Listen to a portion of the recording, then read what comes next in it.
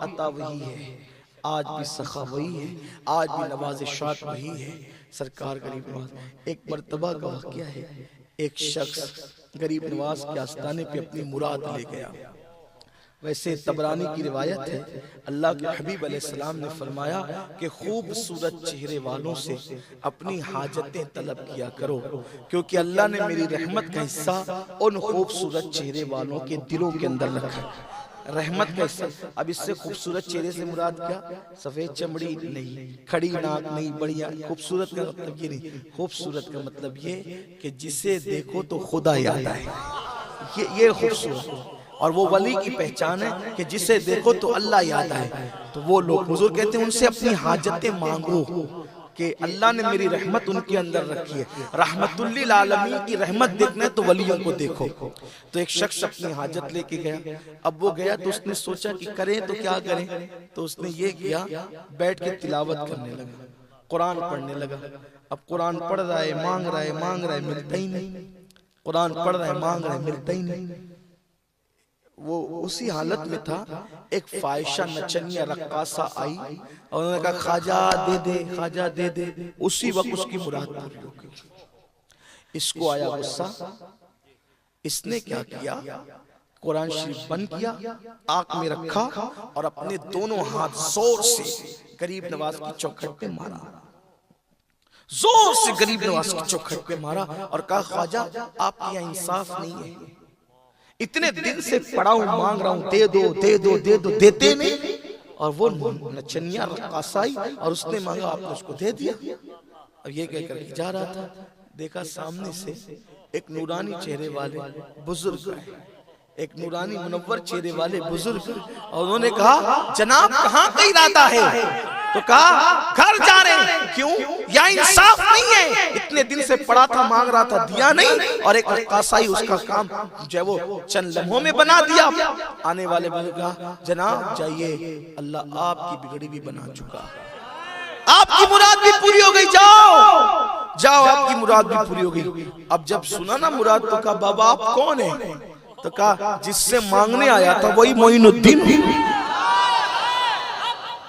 जिससे मांगने आया था वही मोइनुद्दीन हूँ। का सरकार माफ करें, लेकिन ये बताएं कि इतनी ताखीर क्यों हुई, इतनी देर क्यों हुई? फरमाया नादान, तुझे नहीं पता कि तू कुरान बहुत अच्छा पढ़ता है, तेरी आवाज बहुत अच्छी है। जब तू कुरान पढ़ रहा था तो मैं देने में देर इसलिए कर रहा था कि जितनी देर करूंगा तू उतने दिन मेरे शहर में रुकेगा और मेरे पास बैठ के कुरान पढ़ेगा। मुझे कुरान पढ़ना सुनना बहुत पसंद है, इसलिए मैंने देर की थी। मगर नादान, तेरे अंदर सब्र नहीं था। लेट करने में भी हिकमत थी कि तुझे रोकना मंजूर था, क्योंकि तू मुझे पसंद है, तेरी तिलावत पसंद है। फरमाया मगर तूने तो गुस्से में मेरी चौखट पे हाथ मारे, ये हाथ मेरी चौखट पर नहीं पड़े, इसका असर देख ले।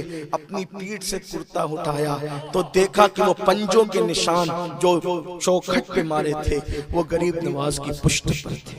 ये गरीब नवाज आज भी अता करते, आज भी इनायत करते।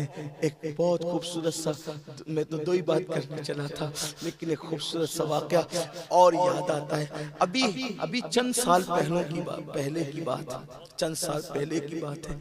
एक शख्स था, उसका जो है वो बहुत बड़ा कारोबार था, जौहरी का कारोबार था। जौहरी समझते हैं ना, पत्थर, कीमती पत्थर, उसका कारोबार था। और वो शख्स हर साल उर्स गरीब नवाज में जाता, गरीबों को खिलाता, खुद्दाम में पैसे तकसीम करता, देता, अता करता, सबका ख्याल करता। उलमा वहाँ के जो थे उनका ख्याल करता, उन्हें नवाजता, बहुत लंगर वंगर सब पकाता था, बहुत कुछ करता था। और उसको औलाद नहीं थी, वहाँ मन्नत मानी, अल्लाह ने बेटा भी दे दिया। और फिर उसके बाद बेटा बड़ा हुआ। खुदा का करना ये कि दौलतमंद बाप का बेटा दौलतमंद लड़कों के साथ रह करके बिगड़ गया और वो जुआ में मुब्तला हो गया, जुआ खेलने लगा, वो जुआ में मसरूफ हो गया। इधर बाप को खबर नहीं थी कि मेरा बेटा जुआरी हो गया है। याद रखना, जो नाजायज और हराम चीजें है ना, वो एक न एक दिन खत्म होके रहती। हराम चीजों को खत्म होना, हलाल को कभी खत्म नहीं होना है। जो लोग जुआ लॉटरी से मालदार बनते हैं या शराब के धंधे से या जो है वो हराम कारोबार से सूद के धंधे से बहुत जल्दी ऊपर जाते हैं, लेकिन उतनी जल्दी नीचे भी आते हैं। ये सोडे की बोतल देखें, वो जैसे धड़ से ऊपर जाते हैं उसका पानी नीचे भी आता है। नहीं, हराम की तरफ मत जाओ। अल्लाह को पसंद नहीं है हराम, जुआ पसंद नहीं है अल्लाह को, लाटरियां पसंद नहीं है अल्लाह को। और ये जो लोग शर्तें लगाते हैं ये भी हराम है कि सट्टा जो खेलते हैं, जो क्रिकेटों पे करोड़ों रुपए का सट्टा खेला जाता है और फिर उस सट्टा का जब दिन क्रिकेटों के दिन जाते हैं तो फिर सोचता है, सुनने में आता है कोई कुएं में गिर के खुदकुशी कर लिया, किसी ने दरिया में छलांग लगा दी, किसी ने जो है वो करंट पकड़ लिया। ये सब नुकसानात है। देखो जो रास्ता अल्लाह ने बताया ना, उससे बेहतर रास्ता कोई हो ही नहीं सकता, क्योंकि अल्लाह अपने बंदों से 70 माओं से ज्यादा प्यार करता है। और बहुत लालच में मत पड़ो, बहुत कितना भी कमाओ, 4 रोटी से ज्यादा हमने नहीं खाना, एक लिबास से ज्यादा हमने एक दिन में नहीं पहनना है, तो हाय क्यों करते हो? मेहनत करो, सिरात मुस्तकीम से अच्छे रास्ते से जाओ, अल्लाह देगा। उसने खजाने देने के लिए पैदा किए, उसने रखना किसके लिए? वो बचा के किसके लिए रखेगा?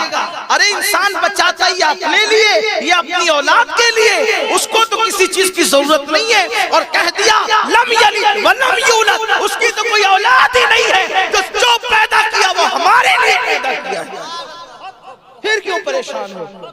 अरे जब उसका नबी इतना सखी है, उसका नबी इतना सखी है, तो उसके देने का अंदाज क्या होगा?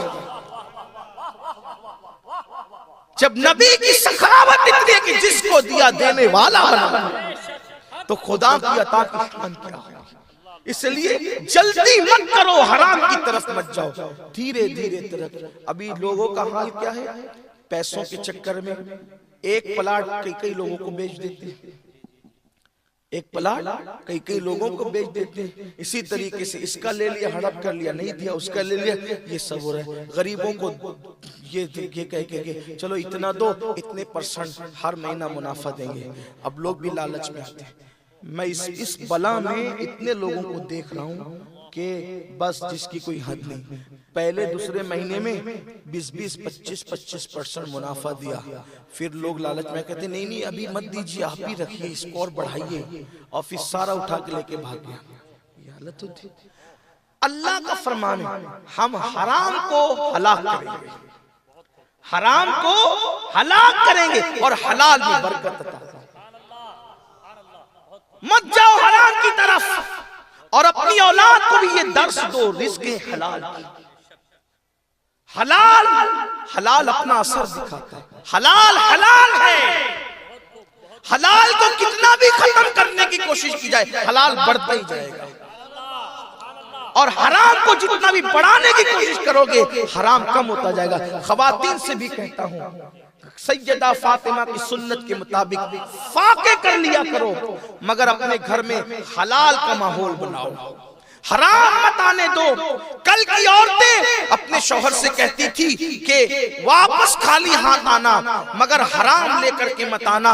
हमें भूखा रहना पसंद है, मगर हराम खाना पसंद नहीं है। और आज की औरतें अपने शौहर से कहती है चोरी कर, डाका डाल, कुछ भी कर, मगर हमें ला करके दे, हमारी मांग पूरी कर, तो तुम भी जहन्नम में जाओगी, तुम्हारा शौहर भी जहन्नम में जाएगा, तुम्हारे बच्चे भी जहन्नम में जाएंगे। ये दुनिया चंद दिन की है, ये दुनिया 2 रोज की है, उसके बाद ये दुनिया खत्म होने वाली है। ये चंद रोजा दुनिया के लिए जो है, अपनी आखिरत तबाह मत करो। क्या ख्याल है उन औरतों के बारे में जिन्हें रोजाना दूध और चंदन से नहलाया जाता था, लेकिन आज उनकी कब्रों के निशान भी मौजूद नहीं है, मगर जिसके घर में एक महीने तक चूल्हा नहीं जलता था, उस सैयदा फातिमा का नाम आज भी हर जुमा को खतीब मिंबर पर अदब से लेता नजर आता है। और दुनिया को बताया गया इज्जत वो नहीं है जो हराम खाने में मिलती है, इज्जत वो है जो हलाल की बुनियाद पे भूखे रहने में कुदरत अता करती है।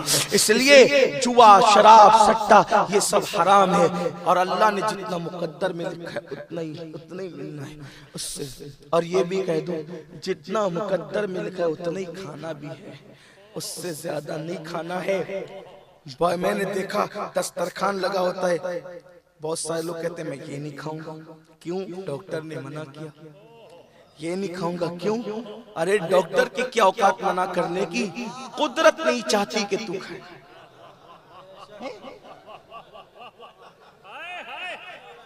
कुदरत नहीं चाहती, क्योंकि अल्लाह ने तुझ पे बंद कर दिया, तूने नहीं खाना उसको।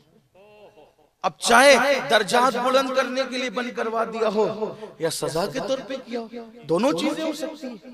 हम किसी से क्या बदगुमानी करें, लेकिन बंद करवा दिया कुदरत ने। अब पता चला कि होकर भी लाया कौन? खुद ही जाके लाया, लेकिन खुद नहीं खा सकता। ये इबरत की बात नहीं, ये इबरत तो अल्लाह की काम अल्लाह जानता है। अल्लाह अपनी तदबीरें जो वो उसकी खुफिया तदबीर बहुत बहुत बड़ी है, कोई नहीं टिक सकता। तो फिर उसके बाद अगर आदमी सोचे ना मैं बहुत मालदार हूँ, 4 रोटियों की बजाय 8 रोटी खाऊं, तो वो खा के फायदा नहीं देगी, रोटियां बीमार कर देगी। आदमी ज्यादा खा ले डिकारे लेता रहे, ज्यादा खा ले बदहजमी हो जाए, बीमार हो जाए, ये है।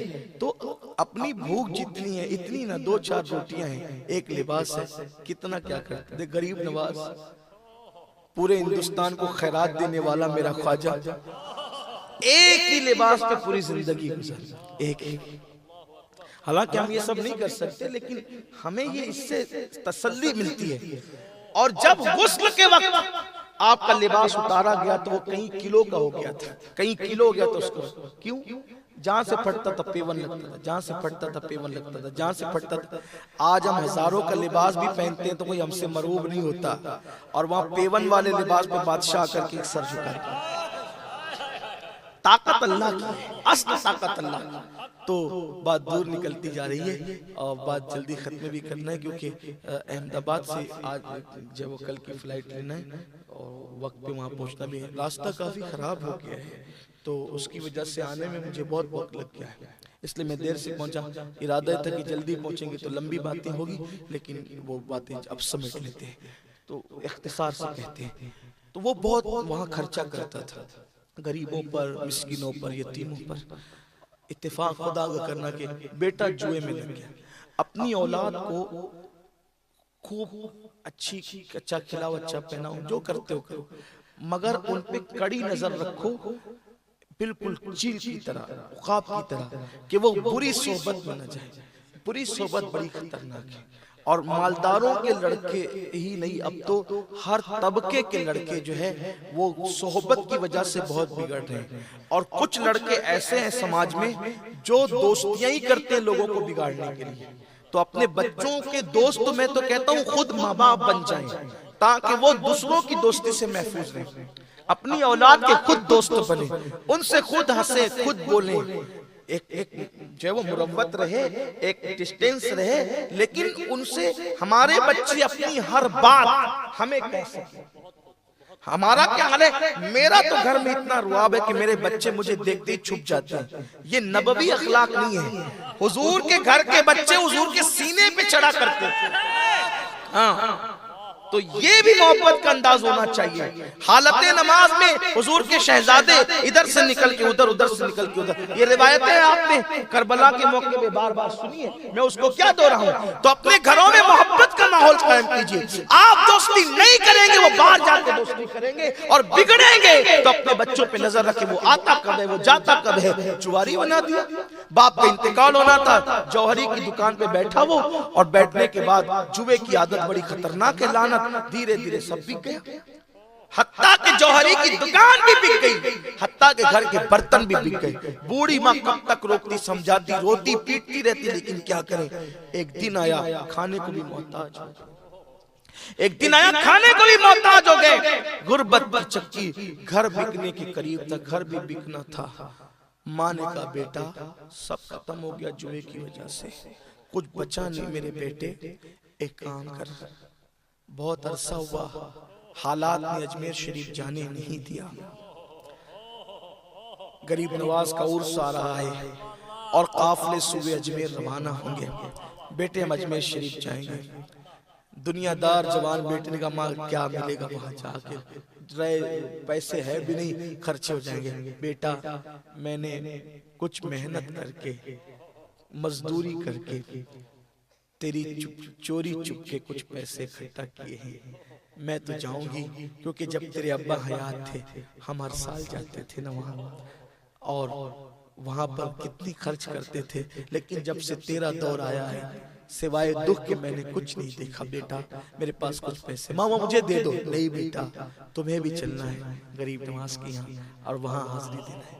एक बात याद रखें कि बहुत सारे लोग उर्स के मौके पे भीड़ की वजह से शरीक नहीं होते, लेकिन वली का फैजान तो हमेशा मिलता है, लेकिन खास उर्स के दिन जो बरकतें नसीब होती है फिर वो साल भर वो रंग नहीं होता। उसकी वजह ये होती है कि उर्स के दिन सिर्फ वो वली ही नहीं होता, बल्कि फिर वहां सारे औलिया होते हैं। और ये बात मैं नहीं कह रहा हूं अपनी मर्जी से, शाह वलीउल्लाह मुहद्दिस दहलवी ने लिखा है कि मैंने देखा कि रबीउल आखिर का महीना था और अस्हाबे सुफ़ा के चबूतरे पर मौला अली और सारे वली वहां मौजूद थे। तो मैंने पूछा कहाँ का इरादा है, तो मौलाए कायनात ने कहा तुझे मालूम नहीं, आज 11वीं है, 11वीं, हम सब अब्दुल कादिर जिलानी के उर्स में जा रहे हैं। तो और दिनों में जाओगे तो सिर्फ वली मिलता है, उर्स में जाते हो तो अली भी मिलते हैं और सारे वली मिलते हैं।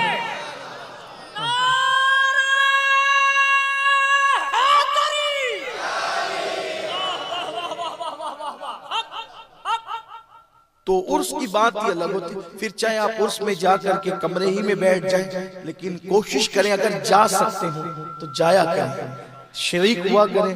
मुझे ख्याल आता है कि मेरी उम्र जो इस वक्त तो है 36 साल की, लेकिन तकरीबन 21 या 22 साल से मेरा मामूल है कि मैं हर साल उसमें बराबर जाता हूँ, शरीक हूँ। अल्लाह का शुक्र है अभी भी वहीं से आ रहा हूँ।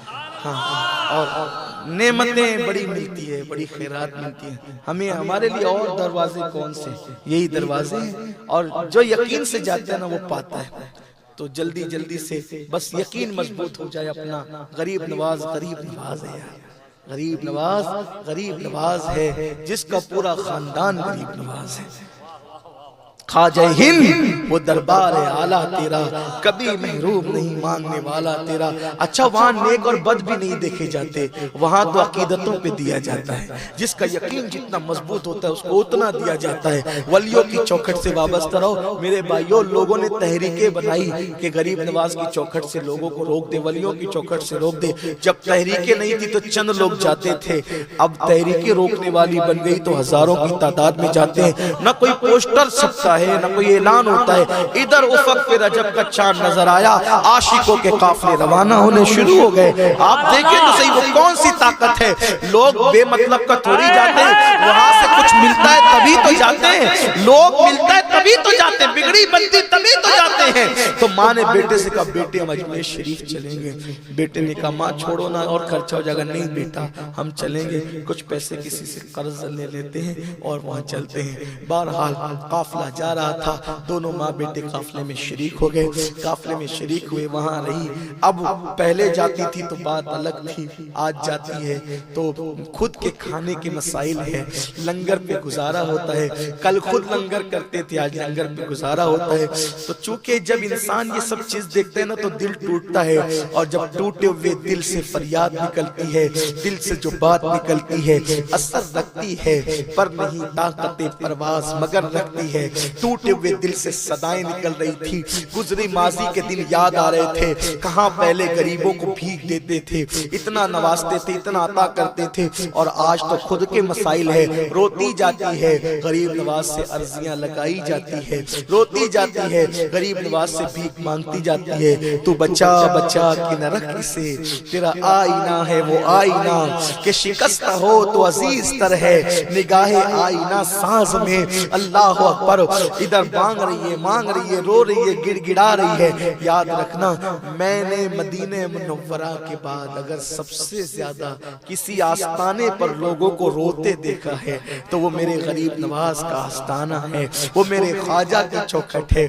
मैंने लोगों को रोते वहां बहुत देखा है, और पता नहीं ऐसा लगता है जैसे माँ का प्यार मिल रहा है, ऐसा लगता है जैसे बाप से ज्यादा शफ़क़तें मिल रही है, ऐसा लगता है जैसे हम रोते हैं तो कोई अपनी आस्तीन से आंसुओं को खुश्क कर रहा है। अल्लाह वो रो रही थी, मांग रही थी, गिड़गिड़ा रही थी। यकीन था, और औरतों को यकीन मर्दों से कुछ ज्यादा ही होता है। छठी शब आई और वो भी गुजर गई। और उसके बाद काफिले फिर वापस लौटने लगे, भीड़ छटने लगी। अब इधर भी वो बेवा खातून अपने बेटे से कहते हैं, बेटा चलो आखिरी अलविदाई हाजिरी दे देते हैं। अब तो गुर्बत इतनी है कि पता नहीं कब आना नसीब होगा या जिंदगी में अब आ भी न सकेंगे। रोते हुए आंसू दुपट्टे से पोंछते हुए गरीब नवाज को अलविदा कहा। और चलते चलते जब बड़ी सामने एक नूरानी चेहरे वाला फकीर मर्द दरवेश आया और उसने गोल सा बड़ा पत्थर उसकी झोली में डाल दिया। अकीदत बड़ी दीवानी होती है, अकीदत बड़ी दीवानी होती है। पत्थर न देखा, अजमेर मुकद्दस की खैरात समझकर दुपट्टा लिया और सीने से लगा लिया।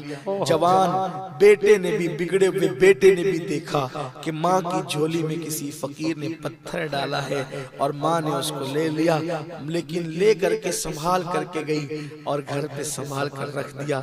ये पत्थर अजमेर शरीफ का पत्थर है, ये पत्थर किसी अजमेर के फकीर का दिया हुआ पत्थर है। एक दिन बेटे ने कहा, माँ सब तो खत्म हो गया, मकान बेच दो। नहीं बेटा क्या करेंगे, मकान बेच के कहाँ जाएंगे। कहा वो जो रह से पैसे जमा किए थे वो भी तुमने अजमेर के सफर में खर्चे कर दिए। क्या दिया तुम्हारे खाजा ने, क्या दिया तुम्हारे खाजा ने, पैसे वहां पर आपने खर्चा कर दिया, कर्जा बढ़ा लिया। माँ ने कहा बेटा तूने जुए के लिए इतना कर्जा किया कि सब बेच दिया। अगर मैंने गरीब नवाज के उर्स के लिए कुछ पैसे ले लिए तो क्या गुनाह किया। बेटा गुस्से में आया और वो पत्थर उठाया, वो पत्थर उठाया कि ये पत्थर दिया, इस पत्थर में क्या था, पत्थर दिया और जुनून की कैफियत में पत्थर उठाकर घर की दीवार पे दे मारा। जैसे घर की दीवार पे दे मारा, पत्थर टूटा और हीरे उस पत्थर से निकलकर पूरे घर में बिखर गए, उस पूरे घर में बिखर गए। जब बेटे ने देखा आंखें चकाचौंध हो गई। माँ ने फिर खुशी के आंसू पोंछते हुए कहा, देख मेरे खाजा ने। वाह वाह वाह वाह,